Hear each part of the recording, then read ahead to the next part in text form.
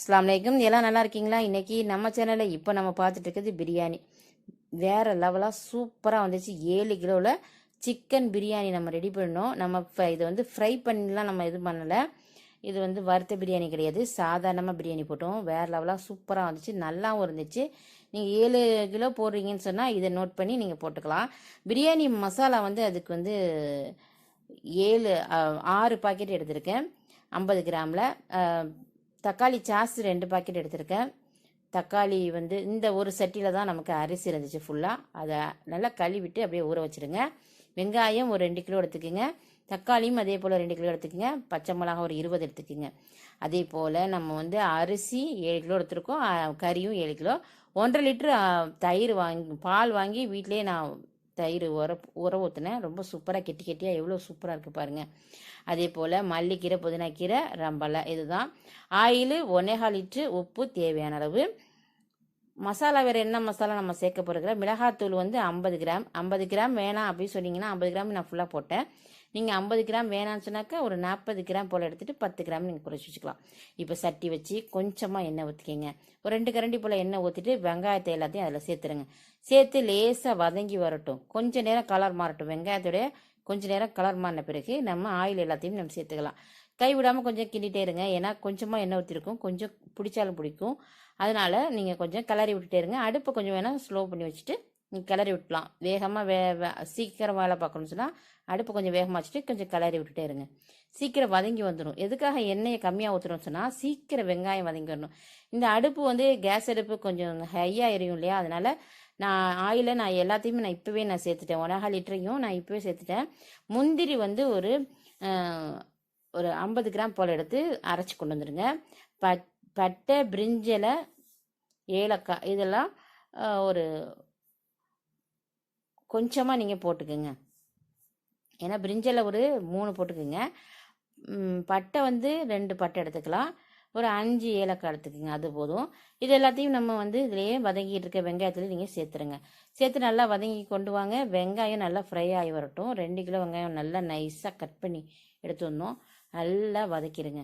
வதக்கிட்டு அதை அப்படியே நம்ம வந்து நல்லா பொன்னிறமாக வறுத்த பிறகு அதை அப்படியே நம்ம வந்து அள்ளிடணும். ஒரு தட்டில் கொஞ்சமாக அள்ளிட்டு அதுக்கப்புறம் நம்ம 1 by 1 எல்லாத்தையும் சேர்க்க போகிறோம். இப்போ ஃப்ரை பண்ணியிருக்கிற அந்த வெங்காயத்தை நம்ம எடுக்க போகிறோம். ஒரு பிளேட் வச்சு நீங்கள் நைஸாக எல்லாம் அள்ளி எடுத்துடுங்க. இப்போ ஒரு பிளேட் எடுத்தாச்சு. எடுத்துகிட்டு அதுக்கப்புறம் நம்ம 2 கிலோ தக்காளி எடுத்தோம் இல்லையா? அதையும் நைஸாக கட் பண்ணி அலசிட்டு கட் பண்ணிவிட்டு நீங்கள் வந்து இதில் சேர்த்துருங்க. சேர்த்து நல்லா அதையும் வதக்கி கொண்டு வாங்க. இப்போ நல்லா வதங்கி வரட்டும். கொஞ்சம் நேரம் வதங்க விட்டுருங்க. நீங்கள் மூடி போட்டு கூட வதக்கிக்கலாம், ஒரு பிரச்சனை இல்லை. மூடி போடாமல் கூட நீங்கள் வதக்கிக்கலாம். லேசாக வதங்கி வரட்டும். இப்போ தக்காளி ஓரளவுக்கு கொஞ்சம் வதங்கிருச்சு. பச்சை மிளகா 20 எடுத்து வச்சுருந்தோம் இல்லையா? அதை அப்படியே சேர்த்துருங்க. உடச்சி கூட நீங்கள் சேர்த்துக்கலாம், இல்லை கீறி விட்டு கூட சேர்த்துக்கலாம். அது உங்களுடைய ஆப்ஷன்ஸ் தான். இப்போ சேர்த்து நம்ம எல்லாத்தையும் கிளறி ஒன்றா கிளறி விட்டுறணும். அடுப்பை ஸ்லோவில் வச்சுக்கிங்க. ஏன்னா மசாலாக்கள் நம்ம போடல டக்குன்னு பிடிச்சிரும். ஏன்னா இது ஹையான அடுப்பு, அதனால் சொல்கிறேன். நீங்கள் ஸ்லோவாக வச்சு விறவடுப்பு அப்படின்னு சொல்லி பார்த்தீங்கன்னா அது ஸ்லோவாக எரியும், அந்தளவுக்கு டக்குன்னு பிடிக்காது. ரம்பலை இருக்கு இல்லையா? ரம்பலை இருந்துச்சுன்னா ஒரு 4 போல் எடுத்து கட் பண்ணி போட்டுக்குங்க. நம்ம புதினா மல்லி எடுத்து வச்சுருந்தோம் இல்லையா? அதெல்லாம் ஒரு 4 கை போல் போட்டுக்கலாம். புதினா மல்லிக்கு நம்ம வந்து சொல்ல வேண்டியதில்லை, எவ்வளோ போடுறோமோ அவ்வளோ வாசனை இருக்கும், அவ்வளோதான். அதனால் நீங்கள் சேர்த்துக்கலாம். இப்போ நம்ம எடுத்து வச்சிருந்த மிளகாத்தூள் நான் ஒரு பாக்கெட் இன்றைக்கி சேர்த்துட்டேன், 50 கிராமு. நீங்கள் வந்து 40 கிராம் கூட சேர்த்துக்கலாம். காரம் கொஞ்சம் தூக்கலாக தான் இருந்துச்சு. அப்படி வேணும், தூக்கலாகவே வேணும் அப்படின்னு நினச்சிங்கன்னா அந்த 50 கிராமையும் இந்த 7 கிலோவுக்கு நீங்கள் சேர்த்துக்கலாம். இஞ்சி பூண்டு அரைச்சது 1/4 கிலோ, இஞ்சி பூண்டும் சேர்த்து 1/4 கிலோ போல் போட்டாச்சு. குழிக்கரண்டியில் போடணும் சொல்லணும்னு சொன்னால் குழிக்கரண்டியெல்லாம் 4 குழிக்கரண்டி போட்டேன். 1/4 கிலோ இஞ்சி பூண்டு அரைச்சது நல்லா கிளறி விட்டுருங்க. அடி பிடிக்காமல் நல்லா கிளறி கொண்டு வாங்க. நம்ம எதுக்கு ஃபஸ்ட்டு மிளகாத்தூள் போட்டு அப்புறம் இஞ்சி பூண்டு போடுறோம் அப்படின்னு சொன்னாக்கா அந்த கலர் கொடுக்கும். அந்த மிளகாத்தூளுடைய எண்ணெயில் வதங்கும் போது கொஞ்சம் கலர்ஃபுல்லாக இருக்கும். அதுக்காக தான் ஃபஸ்ட்டு மிளகாத்தூளை போட்டுட்டு அதுக்கப்புறம் இஞ்சி பூண்டு போடணும். இஞ்சி பூண்டு வாசனை போகணும் அப்படிங்கிறதுக்காக சில பேர் ஃபஸ்ட்டு இஞ்சி பூண்டு போட்டு அப்புறம் மிளகாத்தூள் போடுவாங்க. ஆனால் கலர் கிடைக்காது. நமக்கு வந்து இந்த ஃபுட் கலர் எதுவும் சேர்க்க போகிறதில்ல. நம்மளுடைய வெங்காயம் வதங்கின கலரும் அந்த மிளகாத்தூள் எண்ணெயில் வதக்கிற கலர் தான் பிரியாணிக்கு உள்ள கலரே. நம்ம இப்போ தயிர் எடுத்து வச்சுருந்தோம் இல்லையா, தயிர் அதையும் சேர்த்தாச்சு. நல்லா இப்போ வதக்கி விட்டுருங்க. நம்ம பிரியாணி மசாலா நம்ம இப்போ எல்லாம் வதங்கின பிறகு பிரியாணி மசாலா எடுத்து வச்சுருக்கோம் இல்லையா, அது எல்லாத்தையும் நீங்கள் இப்போ ஒன்றா நீங்கள் சேர்த்துருங்க. 6 பாக்கெட்டையும் நீங்கள் சேர்த்துடலாம். முந்திரி ஒரு 50 கிராம் நம்ம வச்சுருந்தோம், அதை அரைச்சி கொண்டு வந்துடுங்க. இப்போ எல்லா மசாலாவையும் பிரியாணி மசாலா எல்லாத்தையும் நம்ம சேர்த்தாச்சு.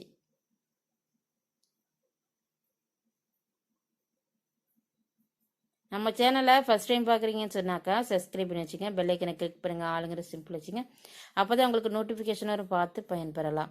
டேஸ்டி ஃபுட் ஹாரிஸ் விஸ் தான் நம்ம சேனல். மறக்காமல் அதை சப்ஸ்கிரைப் பண்ணி வச்சுங்க. கமெண்டை கொடுங்க. நீங்கள் உங்களுடைய கமெண்ட் தான் எங்களுக்கு மேலும் வளர்ச்சி அடைக்கும். நல்லா கிளறி கொண்டு வந்துடுங்க. பிரியாணி மசாலா நம்ம கொடுத்ததை நல்லா கிளறிடுங்க. நல்லா கிளறி விட்டுட்டு அதுக்கப்புறம் நம்ம எடுத்து வச்சுருக்கிற அந்த கோழி கறி எல்லாத்தையும் சேர்த்துலாம். செத்து நேரம் அப்படியே எண்ணெயில் வதங்கட்டும் அந்த மசாலா.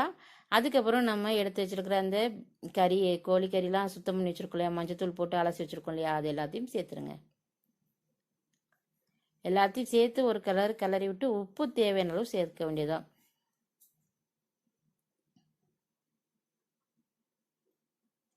நீங்கள் இதில் நல்லா பாருங்கள், நம்ம அடிஷ்னலாக எந்த எதுவுமே சேர்க்கலை.